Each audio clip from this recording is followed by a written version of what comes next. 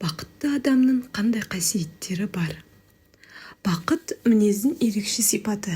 Біреулер мінезіне сай оны мәңгілік күтсе, екіншілер әрдайым іздеумен жүреді, ал үшіншілері қайда жүрсе де бақыттың құшағында болады. Олар қайта қалпына келу қасиетіне ие. Психолог мамандардың айтуынша, күйзеліс сөзінің синонимі бақыт емес, қайта қалпына келу. Бақытты адамдар сүрінген сәтте қайта тұруды біледі. Бұл адамның өмірінде болатын келеңсіз сәттерге қарсы қолдануға болатын қару секілді. Осыған байланысты жапондықтарда 7 рет құлағанда 8 рет тұр деген мақал бар. Олар кішкентай ләззатты бағалайды. Саябақта отырып балмұздақ жеген кезде «Менің атым Қожа» фильміндегіндей кемпір қосақты көргеннің өзіне қуанады.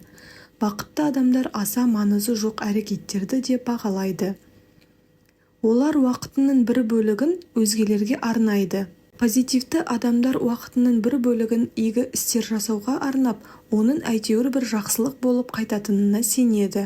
Волонтерлық жұмыстар, ешбір мақсатсыз қамқорлық таныту тек рухани байытып қана қоймай, физикалық денсаулықты да жақсартады.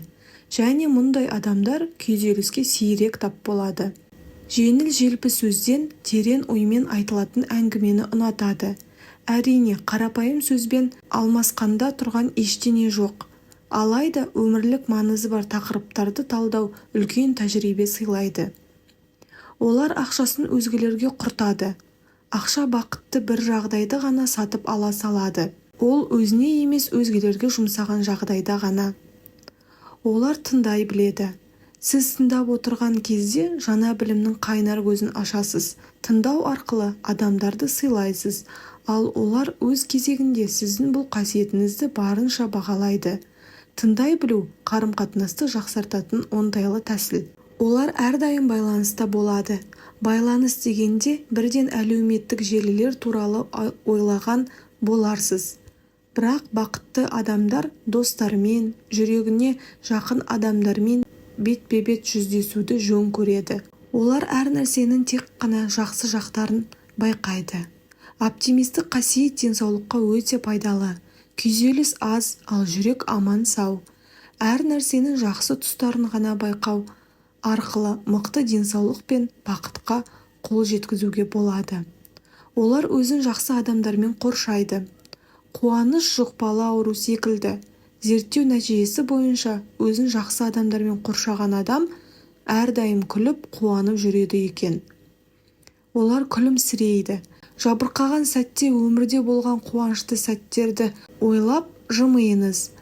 Бірақ мұны жасандылық танытумен шатастырып алмаңыз. Ішіңізден жаман нәрсе ойлап, сырттай қуану арқылы өзіңізге жамандық жасайсыз. Күлкі миымыздағы бақыт сыйлайтын гормондарды іске қосады. Олар жақсы әуенді бағалайды. Музыкада қуат бар. Зерттеу барысында адамдарға суреттегі бейнелердің бақытты немесе бақытсыз екенін табуға тапсырма берілген екен. Көп жағдайда олардың берген жауаптары сол сәтте қосылып тұрған әуенмен байланысты болған. Бұл жайлылық сыйлайтын әуендерді көбірек тыңдау керек деген сөз. Олар физикалық жаттығулармен айналысады.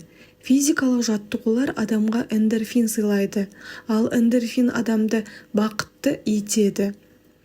Күнделікті жаттығулар мидағы химиялық реакциялардың арқасында күйзеліс белгілерін төмендетеді. Мұнымен қатар жаттығулар тәніңізді сүйіп, оны барынша күтіп ұстауға мүмкіндік береді. Олар жанының сау болғанын қалайды. Талап, еңбек, терең ой, қанағат, рақым, бақытты адамдар әрбір ісін ойланып жүзеге асырады. Осылайша шегі жоқ жарыстан бір сәтке болсын демалады.